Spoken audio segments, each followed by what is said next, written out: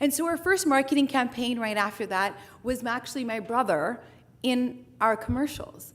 Not only telling that story as to how and why, but who was behind that beer company and that beer, Mountain Crest Classic Lager. And the reason why we decided to do that was, well, not only is what we could afford, but also what we looked at everybody else in our industry doing. And we wanted to be the exact opposite. We didn't want to be faceless. We wanted people to know who is actually producing and who has come up with this product. And back then, it was absolutely unheard of 18 years ago that anybody as a CEO, as a co-founder, would actually tell you who they were, especially in the alcohol business. Only now, with the craft beer and the craft distillery resurgence in the last couple of years, has there actually been a face to many companies, brewers and distillers. And so that really did set us apart because we wanted that consumer that wanted to know who, where, when, why, what was that beer made for them. And that really did set us on a path that differentiated us, not only to begin with, but continues to this day.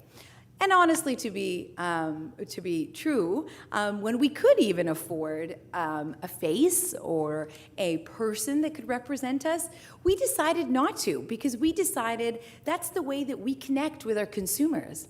That how we can research, how we can listen to them, and how they also feel that they can do that back to us. And it has been a big, big portion of how we have, over the last decade, almost 2 decades, in the beer industry, come out with new products, how we research, how we develop, and how we decide what's going to be next for us, because we have that intimate relationship with our consumers, because they know who we are, or they feel that they know who we are, because they know our story.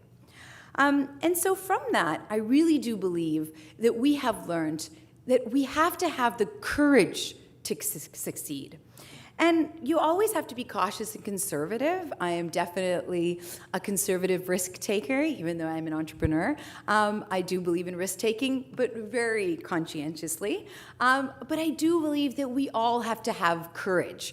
Courage when we decide to step into something new. Courage when we decide to come out with a new campaign.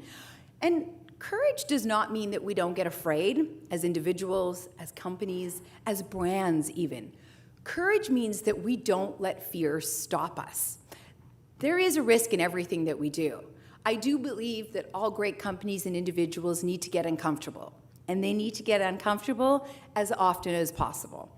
I do it and try to do it almost every day. I do a good job sometimes of masking my uncomfortableness, but learning from it also.